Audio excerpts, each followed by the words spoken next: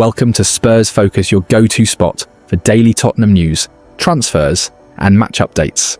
Don't forget to support the channel by hitting that subscribe button now. Let's dive into today's top story. Spurs fans, there's light at the end of the tunnel. After months on the sidelines, defender Radu Dragusin is finally back in training, edging closer to a long-awaited return. But he's not the only one. Thomas Frank has provided fresh updates on Bissouma, Kulusevski, Maddison, and Solanke, as Tottenham prepare for a crucial clash with Tottenham defender Radu Dragusin has moved one step closer to a first-team return. The Romania international hasn't played since January, when he suffered an ACL injury against Elfsborg in the Europa League. One step closer. Radu's back in training, Spurs' official account posted on social media. The post was accompanied by a video of the centre-back lacing up his boots and running out onto the training ground, where he was put through his paces. Thomas Frank is expected to have Dragusin available before the turn of the year. However, there was no place for him in the squad for the Champions League's league phase, with Frank also leaving out summer signing Mathys Tel as one of a number of tough decisions. Despite being unavailable to play, he joined his teammates in Bilbao for the Europa League final and travelled to Udine for the Super Cup. Dragusin played 28 times last season, with 15 of those appearances coming in the Premier League, but recognised the injury has forced him into a bit of a reset. I think it really changed the way I see everything in football. He told Club Media in early August. It was my first injury, so it was a big change. I had to learn to live with it, train with it, but I think it changed me in a good way. It gave me another perspective of how I view everything in football. I had to learn how to walk again. I was on crutches, my knee was really stiff from the surgery.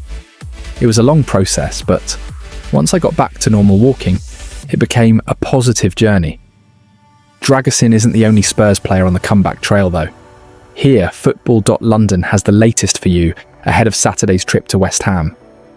Bissouma has yet to feature in the league this season, and is another Spurs player who won't be able to take part in the Champions League league phase. However, Frank indicated before the Bournemouth game that he might not be too far from a return. He's out for the next game, Frank said, referring to the defeat against the Cherries. I don't have a specific timeline for him, but I don't think it will be that long. Possible return date: West Ham, September 13th.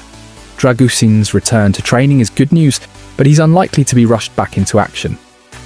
With Christian Romero, Mickey van der Ven and Kevin Danso all available this term, there is no need to bring his schedule forward. That means we shouldn't expect to see him for Saturday's game against West Ham. Spurs may even decide to wait until after the October international break, if they remain well stocked. Possible return date: October. Kulusevski looks set to be out for a little longer. He was also left out of the European squad, having not yet recovered from the patella injury, which kept him out of the Europa League final last term. Kulusevski is out. It's a longer one. I don't want to put a time frame on it, Frank told reporters before the win away at Manchester City.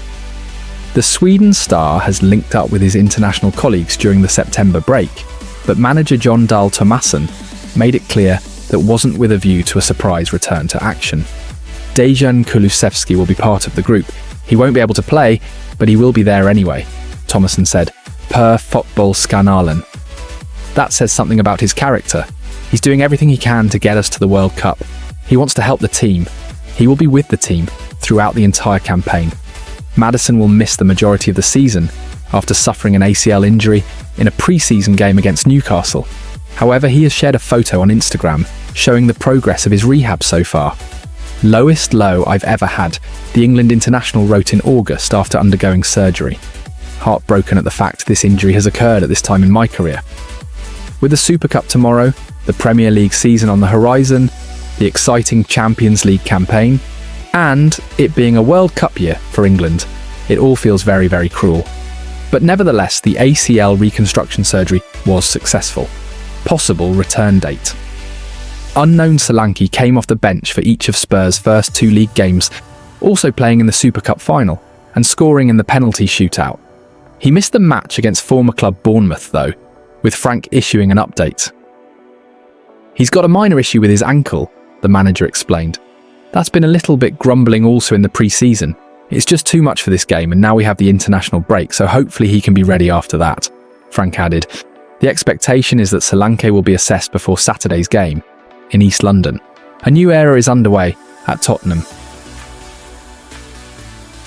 Tottenham Hotspur.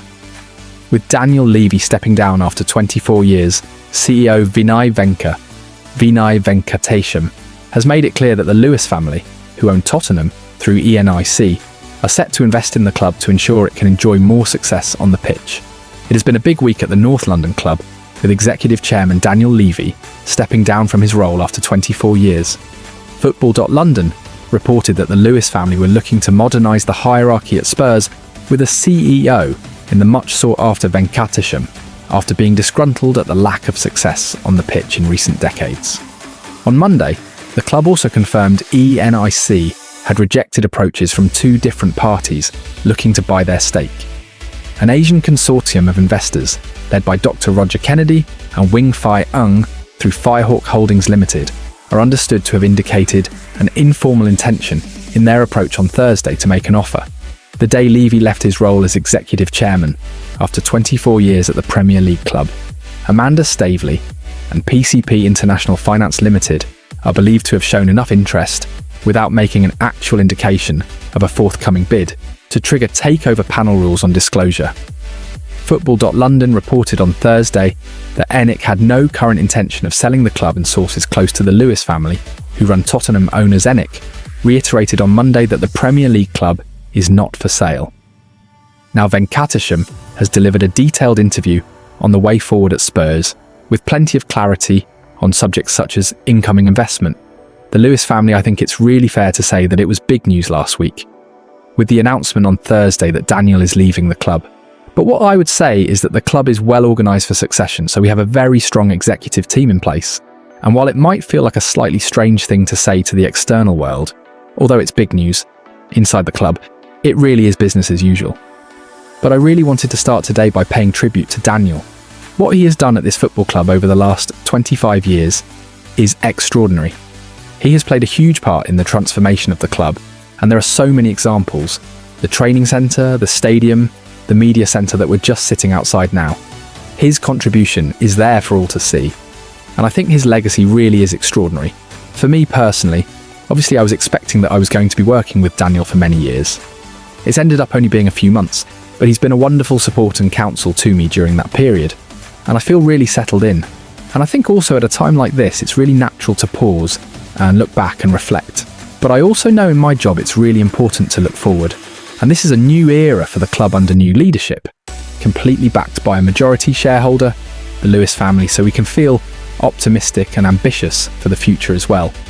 Sure, I think in terms of the foundations, and you've heard me talk a little bit about this before, I think we've got an extraordinary stadium. We've got an extraordinary training centre. I admit I'm biased because I grew up in London.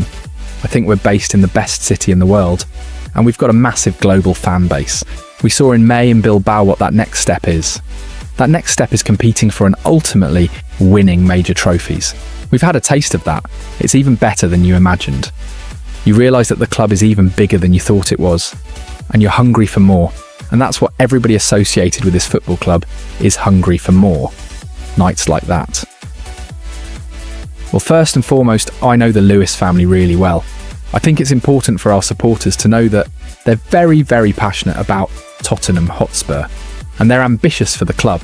And when I talk about their ambition, what they're really focused on is ensuring that everything that we do across the complete breadth of the club really centres back and is focused on giving our men's team and our women's team the best chance to be successful on the pitch over the long term. So that's their laser focus, all around being successful on the pitch. They know, of course, that we operate in a very competitive environment and that there are a number of other teams that have the exact same ambitions we have to compete to win the biggest trophies in the game. So we know it's not easy, and we know that there's hard work ahead, but that is the focus. They're also focused on stability. They know there's been lots of change at the club, and now it's time for some calm and for some stability. What about Peter Charrington and his role? Sure, well, Peter is not new to the board. He joined our board in March. He is a great guy, very personable, very experienced. We have a great relationship and we speak very, very frequently. I think it's probably important to say that he's going to be doing a different role to the role that Daniel did. So Daniel was executive chairman. So what that meant was Daniel was full-time and involved in the club on a day-to-day basis. What Peter's role is that he will be non-executive chairman, and that means he won't be involved in the club on a full-time basis, and he won't be involved in the club on a day-to-day basis. And his model is all around empowerment. He will be empowering us on the ground to get on with things, but of course he will be leading the board and will be a very important part of the club going forward. What about for you personally? What does your role entail? Well, I think it's fair to say it's been a very, very busy 3 months. There's not been much in the way of weekends, evenings. Actually, there's not been much in the way of sleep, so it's been a very busy start. But everybody's been really welcoming inside and outside the club. Very warm, very welcoming. So I feel really, really settled in. I'm enjoying it, and I'm looking forward to the challenge ahead. A really important thing to be clear on is, this is not just about me, and it's certainly not all about me. Everything that we achieve at the club will be part of a team. And I mean that. So naturally, I guess as chief executive, my name ends up in the media, and I end up sitting here and doing an interview with you. But we've got 800 people at the club, and we need everybody in the club pulling together to drive us forward. This is certainly not all about one person or a small group of people. There was talk of a takeover. Can you just go into a little bit what the club's stance is on that? Yeah, I've seen that very quickly. As you say, there's been a lot of newspaper articles and a lot of media speculation around takeover, so I can be really clear on this. So the Lewis family are really clear. They see their involvement in Tottenham Hotspur being long-term, and they see their involvement continuing through the generations. We made a statement very late last night, and a statement I hope was unambiguously clear, that Tottenham Hotspur is not for sale. What does this mean in terms of investment into the team that will take the field, on the men's and on the women's side as well? Sure, so I need to try and answer your question without leading to a whole load of transfer war chest stories tomorrow. I think it is very fair to say that we have firm backing from the Lewis family against our ambitions to be successful on the pitch, both on the men's side and women's side. They know that's going to require investment, and we have their firm backing. But I would also say, like all other 20 Premier League clubs, we also need to make sure that we're also cognizant and aware of the financial fair play rules, and that means we need to continue to grow our revenues. We need to continue to develop players both from the academy and young players that we buy. We need to make sure that we're selling players at the right time, and we also need to make sure that every time we're recruiting a player, we're making smart decisions both from a sporting and a financial perspective. If you don't do that because of how the financial regulations work, you can find yourself in a position where you've got money to spend, but the regulations don't allow you to spend it. So I guess to summarise, absolutely there's financial backing against the ambition we have, and like every other club in the Premier League, we need to do that in line with the financial fair play rules. What comes next? As I said at the start, it is business as usual in many ways. When I joined, I talked about wanting to do 3 things. The first is doing everything I could to support our excellent technical teams on the ground, both on the men's side and the women's side, to give us the best chance to be successful on the pitch. That continues to be a focus. I said my second focus was going to be around our people at the football club, making sure that we're doing everything we can to empower them to be at their best, to drive the club forward, and have the best people with the best culture to deliver against our ambitions. And the third one, our relationship with our supporters. Make sure that they're right behind us, make sure that they understand what we're trying to do, communicate better with our supporters, and ultimately make them proud of what their football club's trying to do and what our football club over time will deliver. Tottenham's message is clear: the club isn't for sale, the vision is long term, and the focus is on success on and off the pitch. Big steps ahead for Spurs. Thanks for watching.